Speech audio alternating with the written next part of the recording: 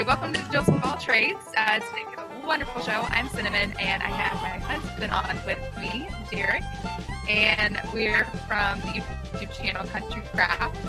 And I am Julianne, and my husband John is here with us today. And our website is dirtpatchheaven.com, and we have a YouTube channel by the same name. Our Bible verses, mine is from James 2, verse 14 through 17. It says, "What doth it profit, my brethren, though a man say he hath faith and have not works? Can faith save him? If a brother or sister be naked and destitute of daily food, and one of you say unto them, Depart in peace, be you warmed and filled. Notwithstanding, ye give them not those things which are needful to the body. What doth it profit? Even so faith, it hath not work. If it hath not works, is dead, being alone." I really, really like that. I think that is a lovely verse, and I love how detailed it is in really spelling out this is what it looks like when you're doing good works, and it's so specific to the physical needs of the other person. It's not necessarily about interpretation. It's about what are their needs. Are you filling your brother's needs?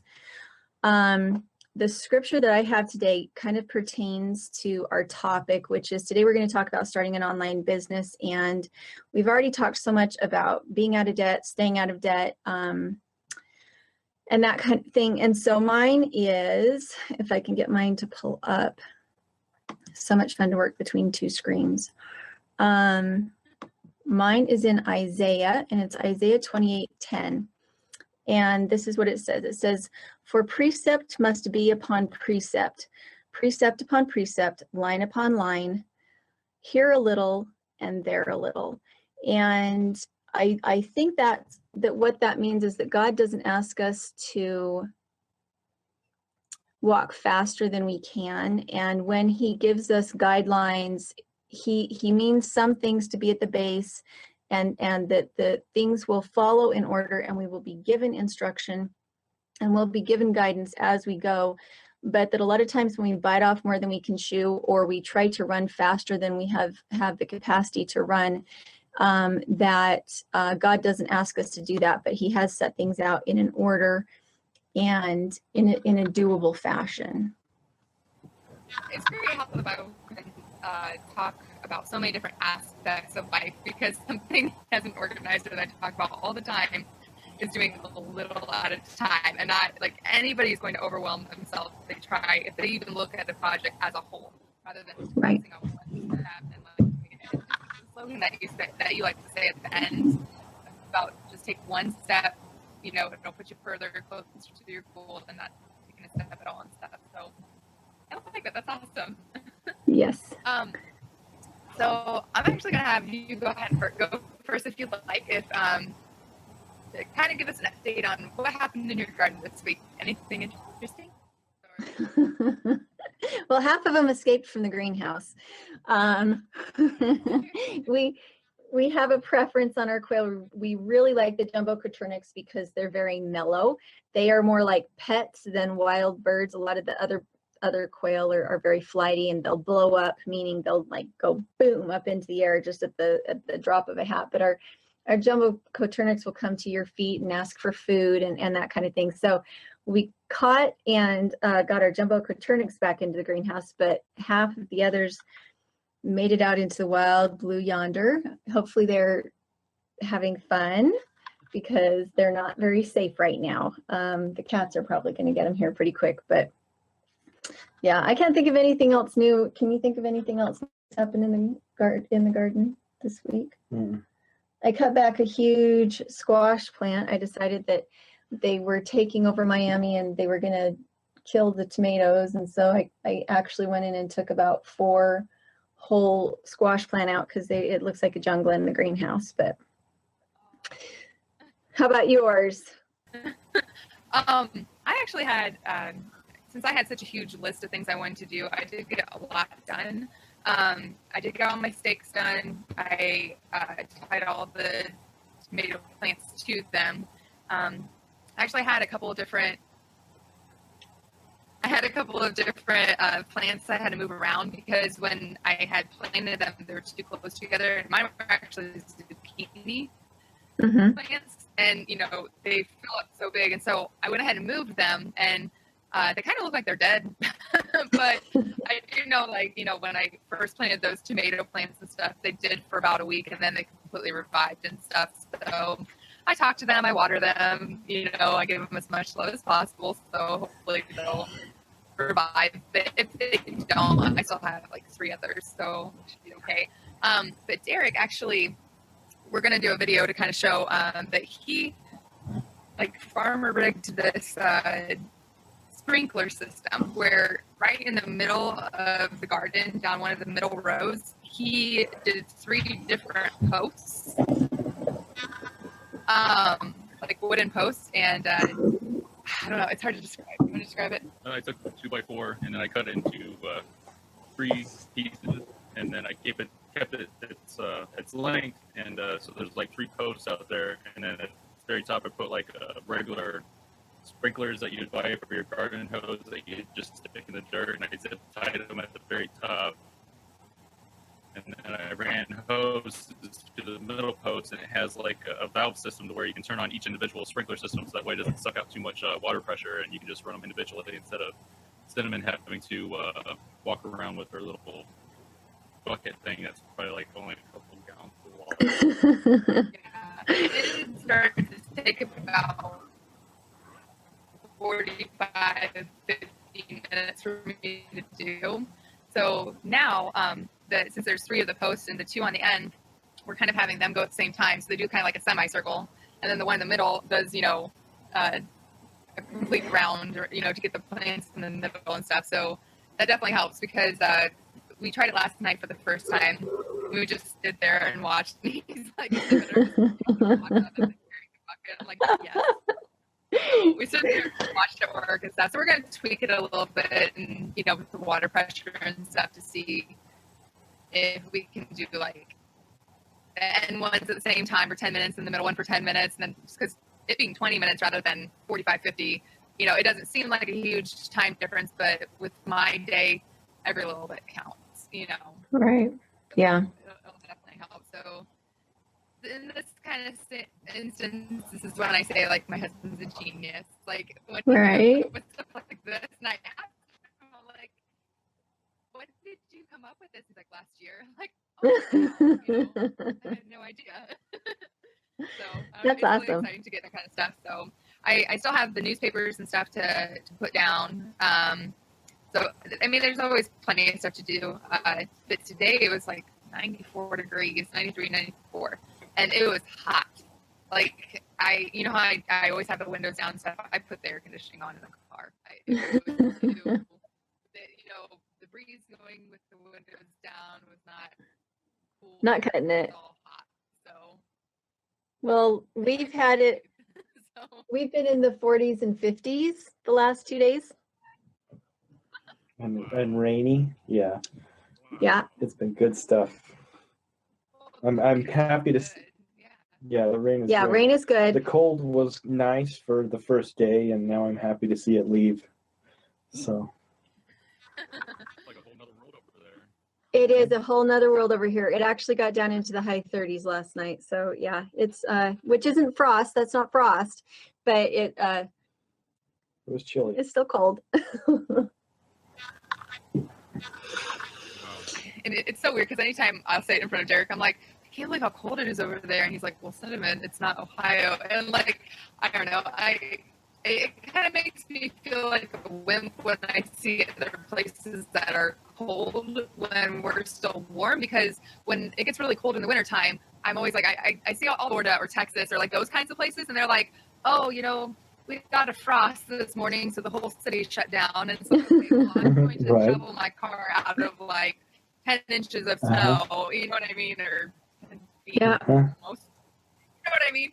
Exactly. And so, how cold it is in Ohio during the wintertime, when I think of places that are colder, I think of Alaska and that kind of stuff. So when I hear that Idaho is still cold right now when it's easier, I'm still in shock. I don't know. I don't know if I'll ever get out of that, but it's weird to hear that there's another place like that that's colder. So Right. Yeah, and it's sporadic. Well, It's not like that all the time. It's Right. What's hard about it is how sporadic it is and how unexpectedly it Right. can drop very, very sharply, and then the next day it'll be back up again. Yeah. It's the Yeah. the sharp. I was gonna say in 2 days it'll be 88 again. Yeah. And so Yeah, it's not cold like that all the time. It just bumps in like that occasionally. So now that you guys are past your frost day, are you putting out like different plants that you didn't have out before? Everything that I really wanted to rely on is in the greenhouse anyway, and so nothing is relied upon as far as that goes. It's all a matter of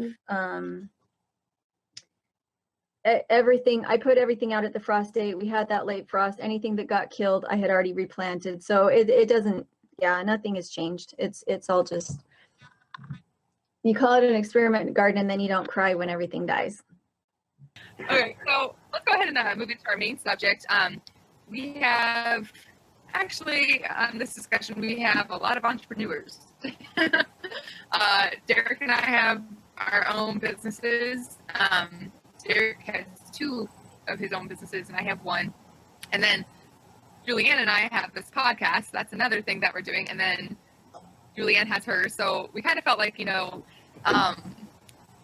if you talk to anybody who owns their own business, there's always, at least everybody that I've ever met, there's always been a point where they've never felt that they could ever own their own business. Like it just didn't seem like when the idea first came up, I don't know if it might be different for you, Julianne, but when the idea first came up, did you embrace it full on and it was like, yeah, I could do that, or were you like, oh no, I couldn't, own my own business? What did you think about it when it first, the opportunity first arose? When it first started, I didn't look at it as a business. I had things on my chest that I wanted to get off that I felt, I just felt so strongly I needed to share them with people. And so I was sharing it with people just because I felt like it was what I needed to do. And then as I did more research on it, and I did a ton of research. I had kids. I think I was even still nursing Kaya when we first started. And so I had a lot of downtime, a lot of sitting time with kids on my lap that I couldn't be doing something else. And so even though it wouldn't be considered like productive work, whenever I was sitting, I would be doing research. I would be like, how can I turn this information that I have into a job without having to put a ton of money into it first? How can I do this without having to put in any cash? What tools do I have at hand that it would allow me to do this and make it a real thing? And so in the beginning, it was just, I had something I wanted to share with people. And then I found out it was a possibility to make money on it. And then I just research. I never stopped researching. At the time that you decided to do this to share it with everybody, did you already have enough of an income from John and this would be extra, or was there any kind of a pressure? We had just purchased a wood stove, and John was making enough money to pay bills every month, but there was nothing extra left over if we had any kind of emergency in a month. Like we were debt free except for our house, and then it turned out that we needed to buy a wood stove, we needed to buy wood. If we needed to get another livestock, even if it was only $150 for that livestock, it wouldn't necessarily be something we had to go into debt for, but it was something that made us pinch and either have to cut back on groceries or have to cut back on buying shoes for kids. And so it was a matter that John was feeling really dejected because he felt like he was working his heart out. He's working 12-hour days. Do you want to tell him, because in your words, it would probably mean more the emotions that you were going through at the time. I was a stay-at-home mom. Well, the biggest thing was I started to have the burnout and the frustration because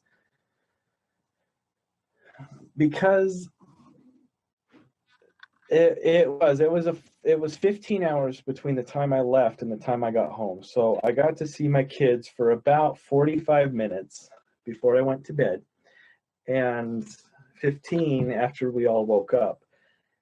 And on top of that, we were just treading water. And so it's amazing how much frustration that day in and day out, we're never getting ahead on this.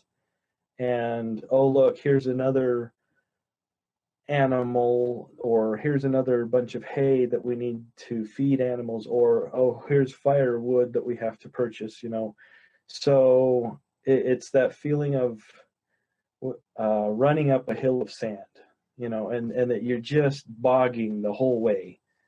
So other than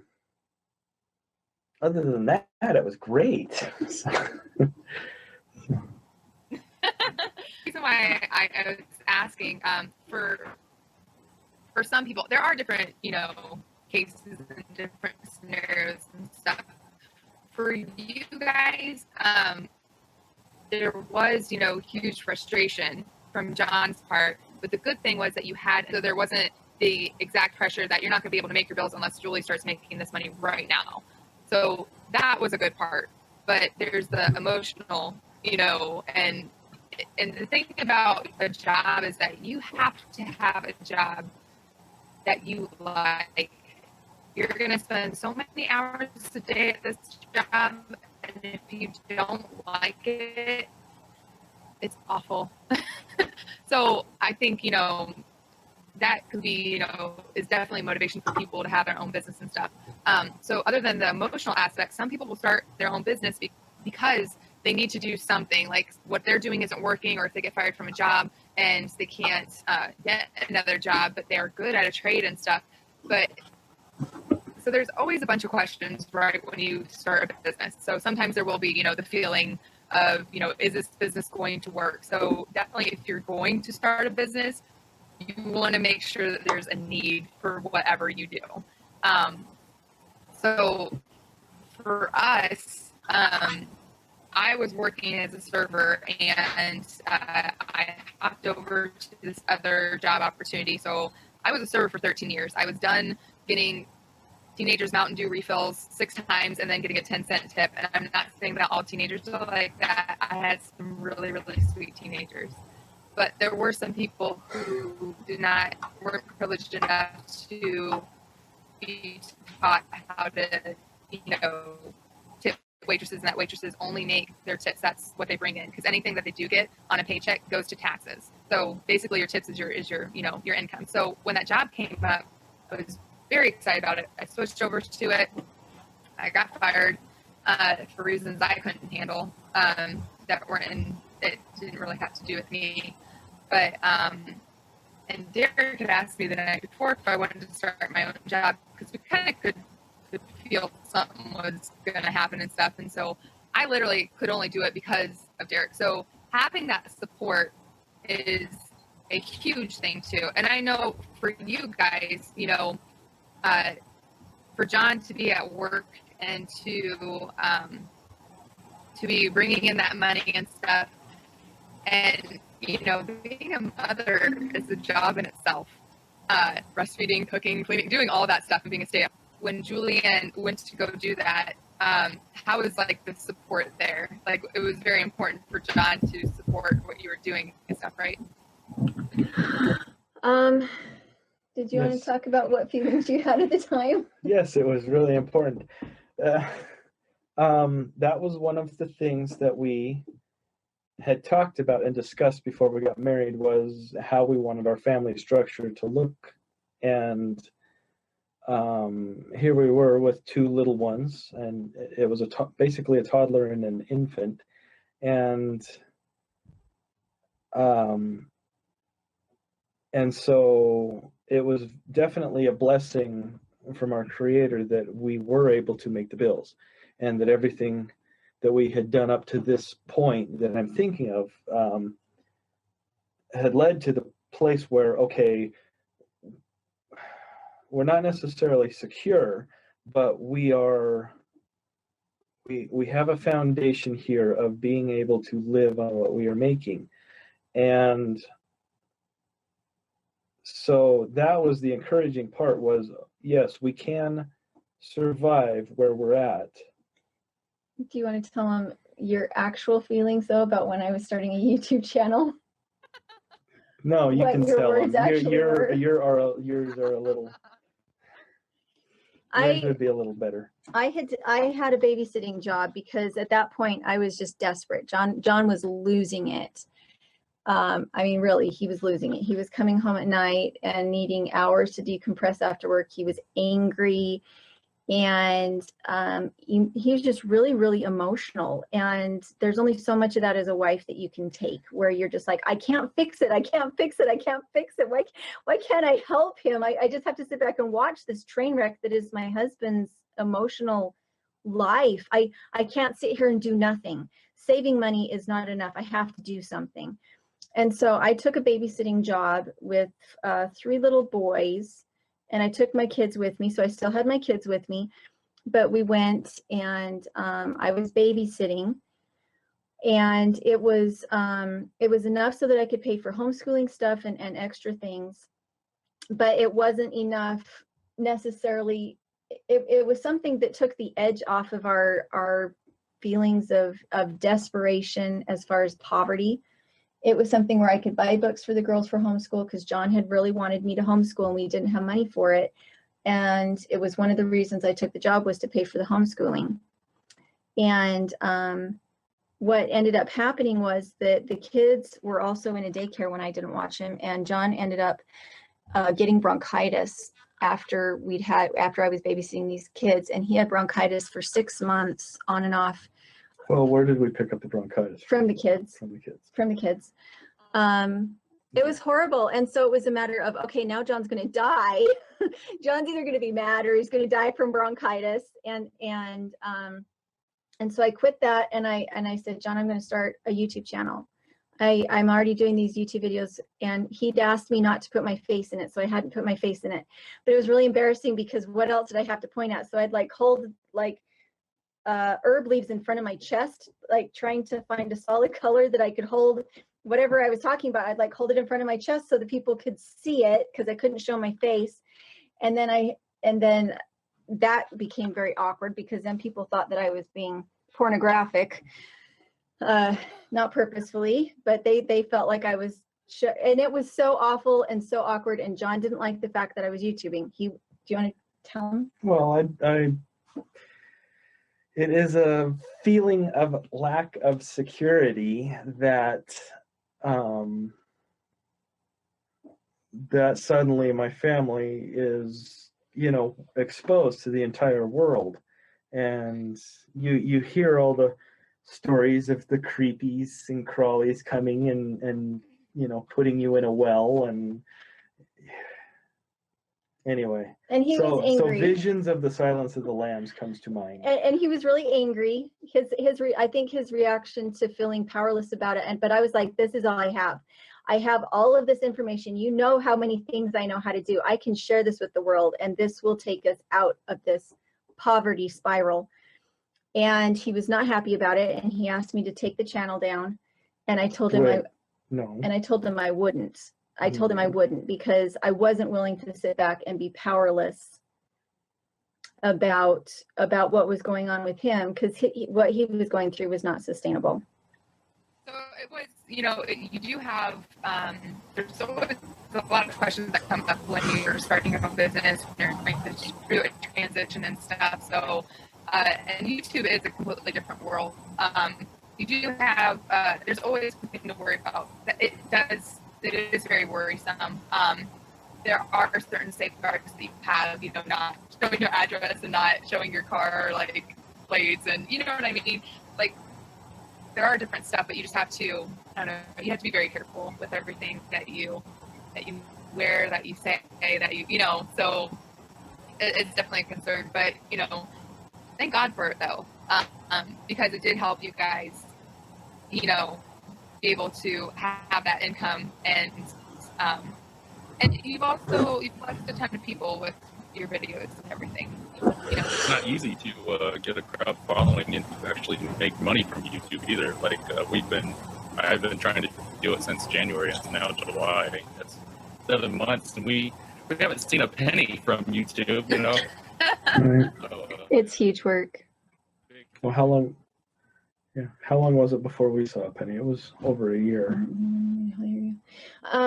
Well, and I don't know, but before we get off the topic, Derek, I know that when we've talked before, you have said that you felt the same kind of emotion at your job. Before I forget that I wanted to hear that story, the reason why you decided to change your occupation was really similar to what John was feeling before I started working. Mm-hmm. Yeah, I been at this factory since 2003. Wait, no, I don't know, somewhere in there, and ever since day one, I did not like it. Did not want it to be my home. I always told myself I was going to go back to college or move to Florida. You know, I did not want to plant roots here. I did not want to do anything. Well, not long after I started working there, I got a brand new car. Well, it wasn't brand new. It was used. It was new. And then I bought my old grandparents' house, and pretty much, you know, possessions owned me, so I was locked into this place. And then I kept on looking for a way out, and after me and Cinnamon got married, you know, I told her that I would like to start a lawn mowing business to slowly get out of the factory.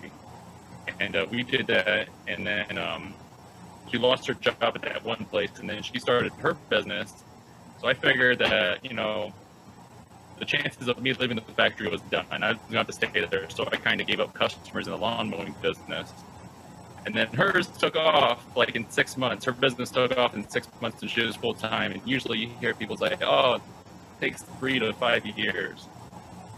And hers just took off, you know. And I gave up my customers, and so I begged her in 2015 to let me leave my job and go with her because she has the winning recipe, and I'll get my own customers doing her thing.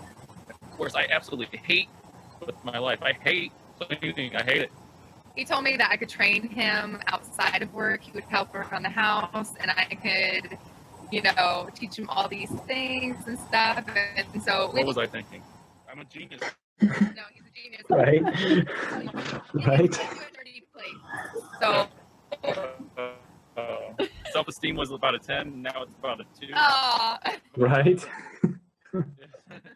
Well, but don't you feel like this is one thing that this makes me think of, seeing you guys talk about this? It's obvious you have a really great relationship, but doesn't it seem like if you're going to work for the same business, you each have to have your own strength in that business that is separate from each other, so you have your own personality, your own strength. You can't both be working on the same project because you don't have the same strengths, and not one of you can't be the boss of the other. You're married. It's not healthy for one of you to be the one that says, do this, you didn't do this right, because then it starts to wear down on the way you feel about yourself and the way you feel about your spouse.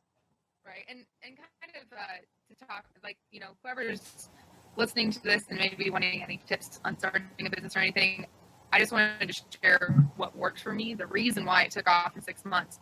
I had worked at a restaurant, and my first client, when I decided to start the cleaning business, was one of my regulars. Her and her friend would come in all the time. I knew, like, as soon as they walked in, I knew what drinks they'd have. I had have it, you know, on the table for them. I knew their order.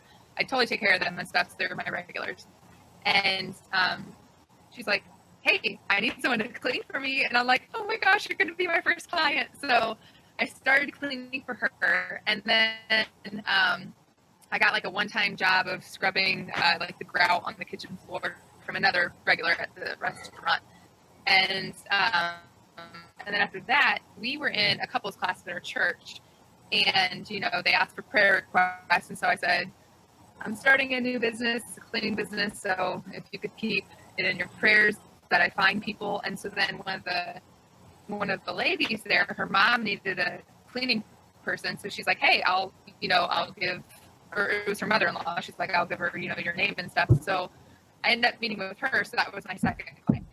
And then we put, you do not want to spend a ton of money, especially, is that the kids? Can you hear that? Yeah. All right. So that was, my second client. And then you don't want to spend a lot of money when you start a business, because the whole point is to have money come in. So you call that overhead. Cleaning does not have a big overhead. If you have your clients provide the supplies, which I do, they could either pay me a certain amount each time I clean and I'll provide the supplies, or they can provide it, and I always make it cheaper for them to provide it. So the only overhead I have is basically the one-time cost of my uniform and the gas money, and for some people who don't have a great vacuum, I have different vacuums. I have a vacuum for houses with dogs, one with houses with no pets, and one with, cats.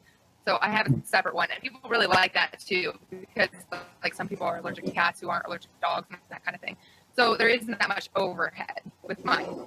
Derek's, you have to figure it into the price, whatever your price range you're setting, because for Derek and his lawn mowing business, he has a big overhead. He has gas, the equipment costs a lot, and the time is not just, he hops in his car, he goes to a place and he's there to do his thing. No, he has to load everything up. He has to gas stuff. He has to also pay for, the oil, if you have to mix the oil and gasoline for certain equipment. There's a ton of overhead and stuff like that. So anyways, before I get too off subject, the reason why mine went is because since we didn't want to have a lot of overhead, we didn't want to put a lot of money into the business. I bought a uniform, and then the only advertisement we did was we put an ad into the paper. And so we also had decals on the side of your car, and I would made advertisement flyers for you to hand out, and we would take to restaurants that would allow us to post them. So right. What I mean by spending money, okay. For that kind of advertising, but it is work to get your business off. So what I did was I started substitute teaching. So I would get off, that around 3:30, and Derek made me all these flyers. He's very good at advertising and coming up with he calls it the fluff. He's good at the fluff. But he made these awesome flyers, and I actually would walk around different neighborhoods, and I would knock on the door. And that's the thing too. If I were to do that now and somebody answered the door, I would have confidence because I know exactly what people need, and it's not just what they need to hear, but you want to be very honest about what kind of service you can provide for them, and I don't know, that kind of stuff definitely comes with time. I was very nervous when I was going door to door, and because some people, I don't know, it's one of the Cinnamon's biggest strengths is not necessarily her skill, like you can hear now on her talking. It's her being so talkative and friendly and be able to talk to anybody. Yeah, it's her personality too. Yeah, it's not one of my strengths, and so I think that was the biggest. That's what got her there. And then the second thing that got her was, her skill. First thing is the personality. The second one is their skill. Which is funny that you said that, because one of my clients I've had for 2 years, in the interview when she was, I was applying for the job and stuff, she's like, people do hire for personality too. She's like, you're basically selling who you are and stuff, and because you're going to be in your house and stuff. And it did help that I was a Christian, because they knew that I had the morals. I wasn't going to steal or try and short them on time or anything like that. So that always helps. And you do need, that kind of reinsurance. It's a hard thing to let people just come into your house and clean. So, whatever the business is, you basically, at the beginning, it is going to be hard. The only reason mine took off is because I got referrals. My sister's best friend decided to give me a try. And then after I cleaned for her once, she was like, you are better than any cleaner I've ever had. And she's like, and it's not because you're my best friend's sister, I'm like, oh, thank you. And she's like, I will refer you to everyone. And she did. Also, we had your prices really cheap. Yes, I started off really cheap. And so basically, for the field. And so I got, friends and family basically was the beginning part. And then when I started seeing what the competition's prices were, which was over double what mine were. And I'm like, oh man, because then I figured that I had to, and you have to find out your prices also. Is it an area where you have to take out sales tax and all that kind of stuff? So like mine, whatever I collect, that has to include the sales tax because I have to take that away from whatever they turn into me. And then I also get taxed on top of it, like regular income tax. So I try and explain that to people, other people who take money under the table. This is how much they can charge for that reason and stuff. But anyways. I will say, though, I was like John. I was at work, stressing because I felt like this thing was falling apart, and I was always checking. I did what she's doing to me now, basically, where you text the other person, are you doing anything around the house? Are you getting this done? Did you get any calls? What are you doing? Like, what are you doing? But I say it, and I start to say, so how's your day? What have you been up to? Yeah. And that person is like, I have been doing this all day. Can't you see I've been working hard? Mm-hmm. Uh-huh. That's why I'm going bald, I think. Uh-huh. It's different for the person who is at work when, the second they get to work, like, for instance, I left today around like 7:10, and that's what time Derek got up. And when I got to work, I was working probably like 3.5 hours, and then I talked to him, and he said that he was going to go do this, and I thought he was going to start that at like 8 or 9. And so I'm like, oh my gosh, what did he do before that and stuff? And Uh-huh. And so there is that kind of stress until you both get to know what each other's doing. So starting a business, especially, if you have a spouse, they can be the most supportive, and they can also, they can also be very stressful. Well, so I was trying to do a woodworking business in the wintertime, so I didn't have to buy winter equipment, plow or whatever. And with that, I started a YouTube channel to try to advertise to my woodworking. And Cinnamon couldn't understand how long it takes to edit a video and why it would take so long. So it's kind of working against me. It's like a deterrent, I guess you could say. And you just got to look at it as a full-time job, and you can't expect to get paid for a while. And it's really hard to move forward with that without making any money. So if you are going to do that kind of an area for a small business, starting your own business, just make sure in order to keep your wife happy, set aside time to do projects that are on her honey-to-do list or to help the laundry and dishes and all that kind of stuff. We actually didn't figure that out until 6 months after I started doing a priorities list. And I think that's helped. We actually did. We sat down, and he's like, okay.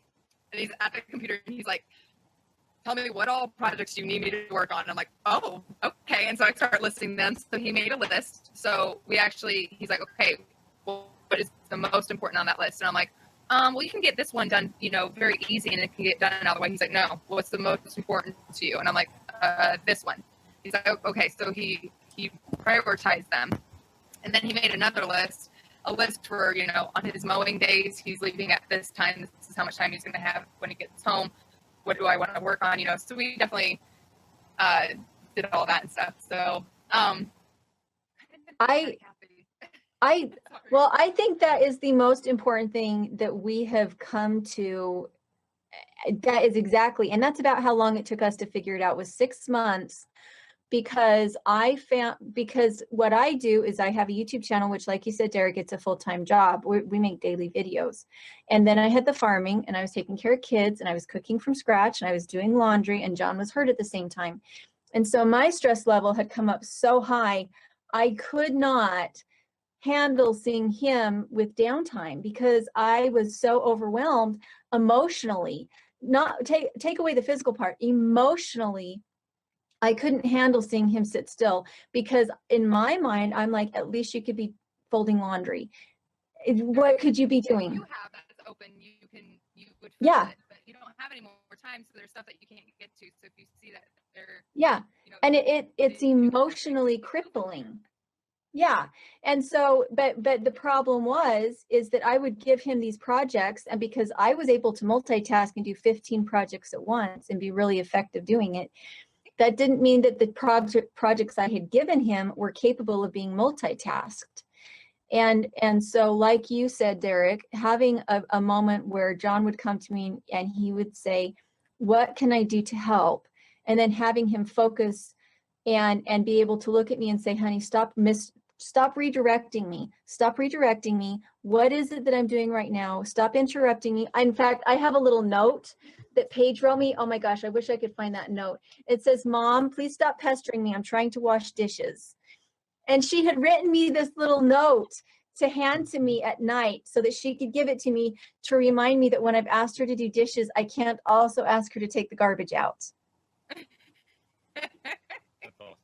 So, Okay. yeah, but it's true. It actually was very taxing on our marriage at that point because, you know, I mean, it was my back that was hurt. So it hurt to walk. It hurt to sit up. You couldn't really put your arms out in front of you because that was putting torsion on the back and that hurt, you know. And so everything was just crippling, you know, and I hate to use the term lightly, but you really just couldn't do much, and anything you could do was slow.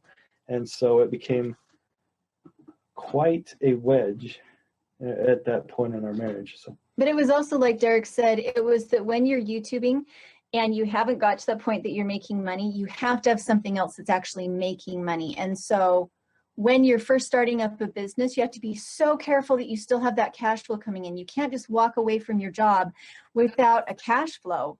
Absolutely.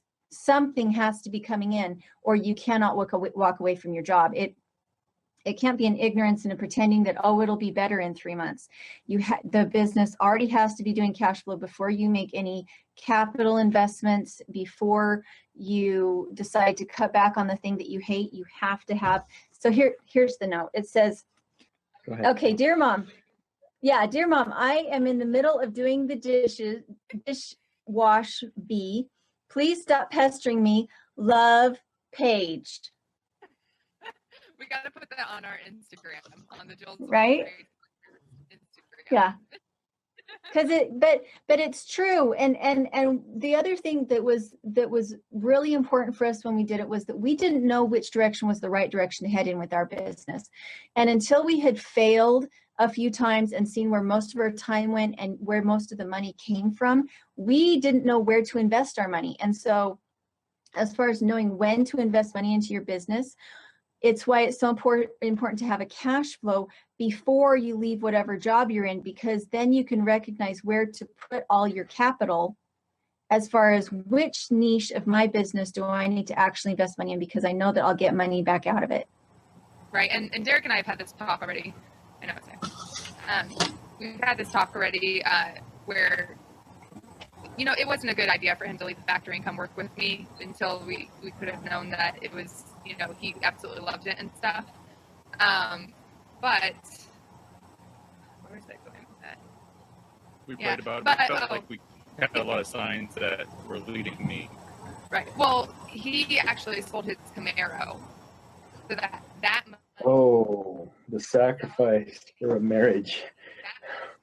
that money went towards his end of the bills. And So that's how much he wanted to leave the factory. He sold his 99 Camaro that literally was already paid off and everything, and it was like doing that. But we also, since he left the factory, we cashed in our 401k, and we had to use that towards his end of the bills too. Yeah. And that's about at the process where we're at now. We're kind of planning and trying to figure out what are we going to have to cash in something when I separate employment, you know, to be able to support the business, and are we going to be losing ground for a while, and if so, how much? And those are very difficult decisions to make. So I feel for you guys on that. That's hard, especially the Camaro. I mean, was it a V8 by chance? yeah, it was, you know, it looked decent. It was more of a car I'd like to take to the drag strip or to hot rod around, you know. Uh-huh. I don't like to cruise. I like to Right. get my money's worth out of it, you know. Yes, exactly. You know, Yeah. I was doing better this season for mowing and getting business, but we're just going through like a drought right now where it's not really raining, so I'm not really getting any calls for business, and my current customers are having me slow up, so income's going down even more. So we're playing around with the idea of me trying to get a job, or me trying to actually train with her again to clean, because I would make more money cleaning, even if we would lower like half of what she makes, since I'm not as good. You And know? he'd go on his own. We wouldn't clean Yeah. together, but he'd have his own clients. So Right. yeah. So, Anybody that prays for us, we're welcome to pray. I'm going to go ahead and end this real quick. But so basically, if you are a couple, and anybody, both of you guys, or if anybody in the marriage is going to have their own business, very important things. Make sure that you have an income flowing in before you quit another job to start like your dream job or whatever you wanted to do, or find something, some kind of small income to help you, because it is going to be hard at the beginning. Second thing is make sure that you support your other half. It is very, very, very, even if they say, oh, you know, it's not a big deal, it is a huge deal. It's, Yeah. you know, it's not going to be easy. It really isn't. But you need to do it because you have to put yourself in their shoes. So it's, I mean, it's something I'm still working on.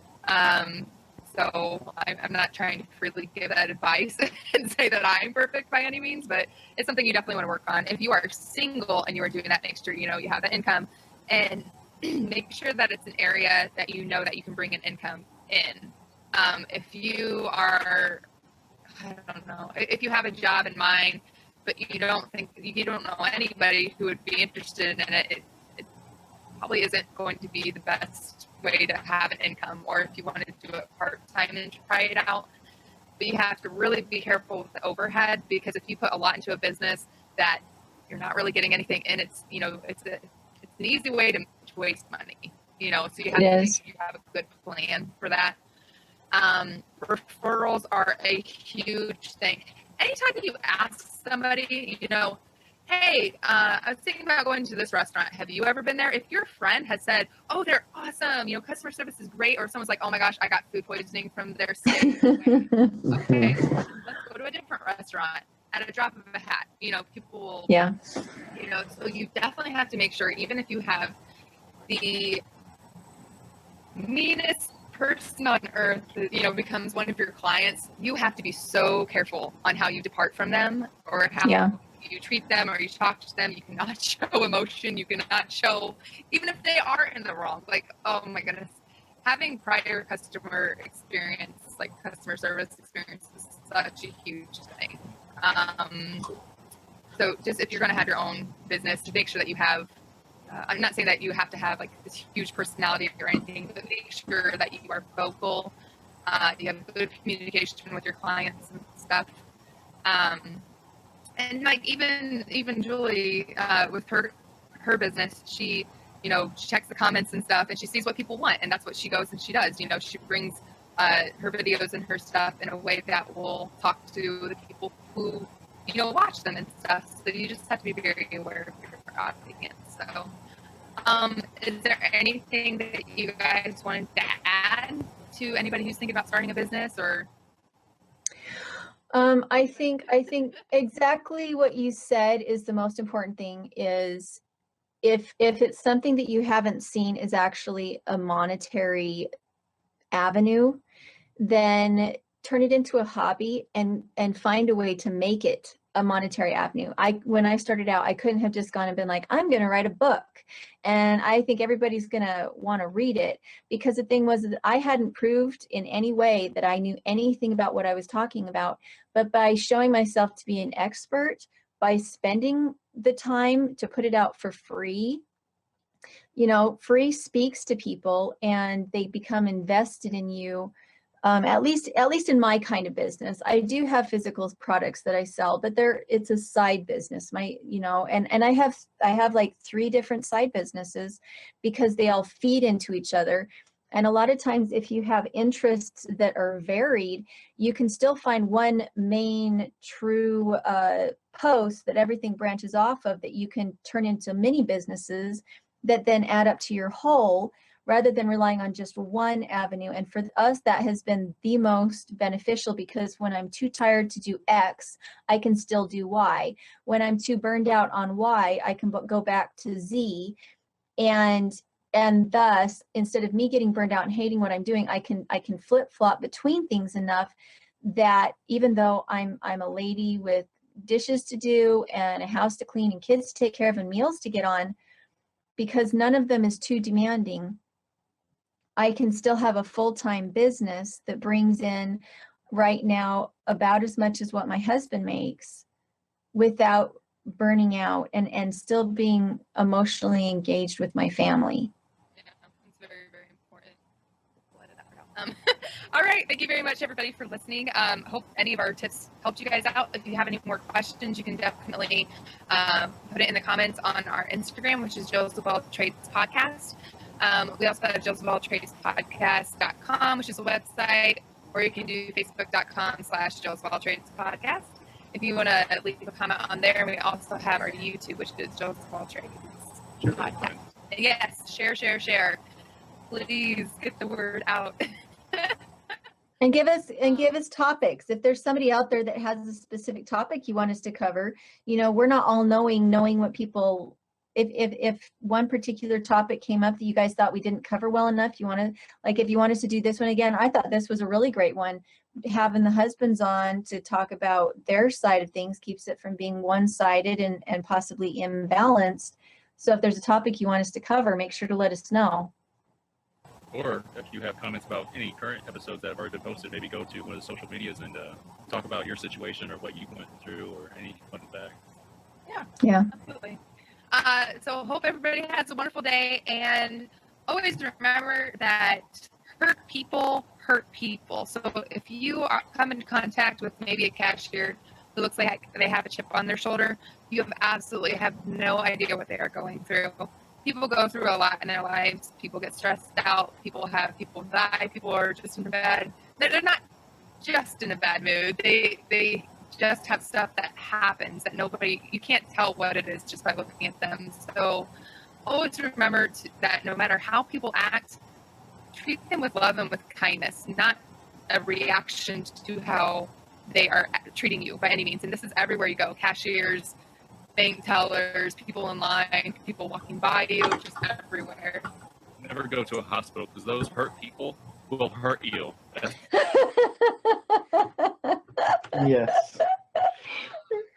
I have to share something along that line, Cinnamon, that a friend of mine, Trish, she just made a YouTube video saying that instead of praying for people, pray for people with them. And she says, a lot of people say, I will pray for you. But what she has made a commitment to do is that in the moment, she will put her arms around somebody and she will pray over them. Instead of saying, I will pray for you later when I go to bed tonight. Instead, she stops in the moment and she prays with them, for them, so that they hear the words come out of her mouth. And I had that happen in the butcher shop the other day. I went in to go grab something, and the lady that was the cashier was obviously emotional, and I asked her if she was okay. And I ended up standing in the butcher shop holding this lady that was virtually a stranger while we both cried about this person that she just lost her mom to cancer, and she just found out one of her best friends has been re-diagnosed with breast cancer. And that moment in the butcher shop, I didn't know who the lady she was talking about, but we both sat there and cried and held each other. And it was meaningful. It was meaningful. And I think that my friend Trisha's solution is the best solution in the world, is that instead of telling people that you love them, and that you'll pray for them, instead pray for them now. Just stop, put your arms around them and pray with them. And I think there's such power in that, to have the humility to drop your guard and to say, I don't have the power to fix this for you, but I know who does. And let's just talk to him right now. And it's hard to forget if you just say what's on your heart in the moment. If you hold their hand and you put your arms around them and you say what's in your heart, they get a gift from you. And I really think it opens the windows of heaven when we come together in prayer. As much as we are alone in our prayer, I think that's what it is to be a little child, is to take that moment of spontaneity and to bless somebody. Absolutely. I think you really humble yourself when you do it out in public like that too. Yeah. Show's a good example too. You know, it's not for show, but it's actually doing it. It's not, you know, it's talking about the works too. Like my verse Yeah. at the beginning, you know. Hey, pig. So, Yeah. hey, here has the shoot. So, Well, go shoot some friends then. I Okay. want to go. All right.